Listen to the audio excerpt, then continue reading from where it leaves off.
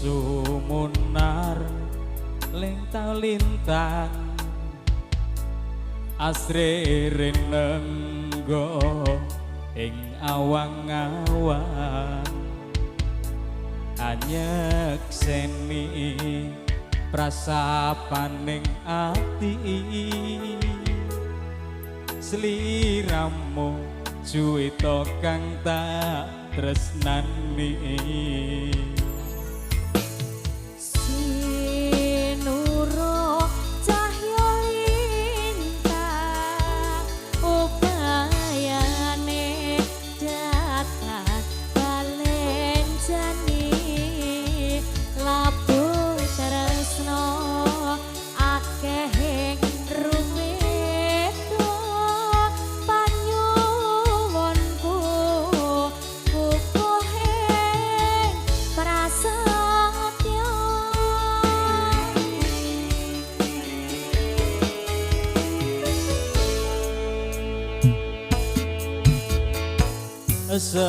Senadyan nyabrang samudra agni setyaku ora bakal sun lincati.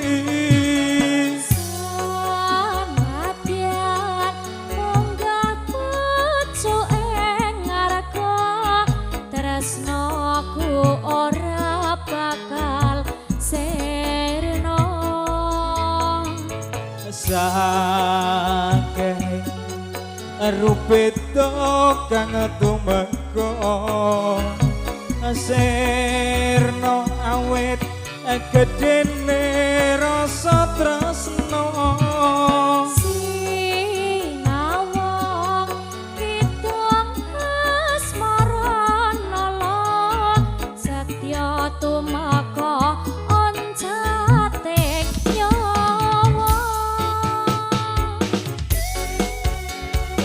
Sedulur production Pangestu Audio. Ada Mas Supli. enten Pak Edo.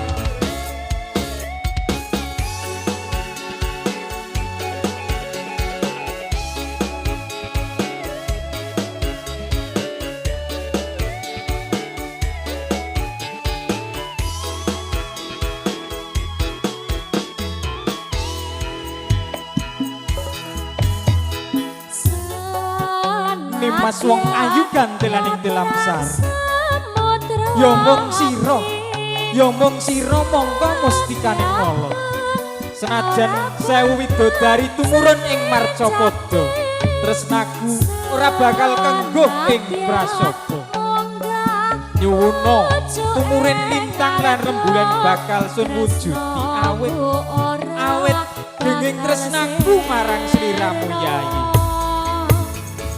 Saking arubeda kang tumeka sirna awit gedene rasa tresna.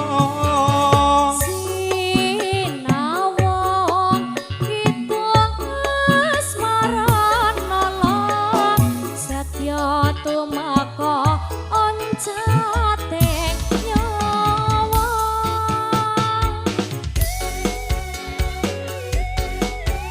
Katur dumateng para tamu ingkang katemben rawuh, kula ngaturaken sugeng rawuh. Sugeng ngresepi pasugatan kanthi mardu mardikaning kalih. Sinambi amirsani kula sak kanca saking sedulur production. Mas, Kapiye, Dik? terus naku kanggo awakmu ora bakal sirna. Heeh, tenane iki kok Rungokno ngapusi. ya Mas, ya Mas. Heeh.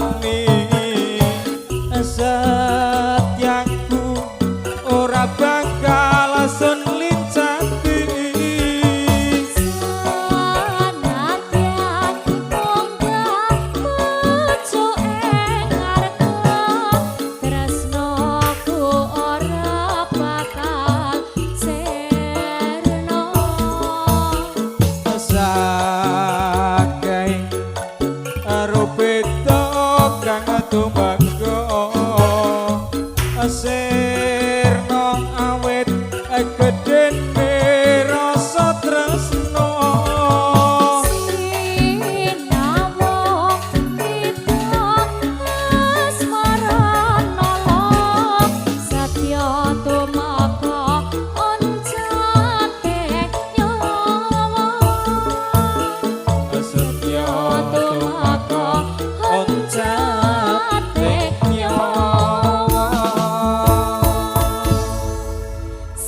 Production, matur sembah nuwun Kang Mas.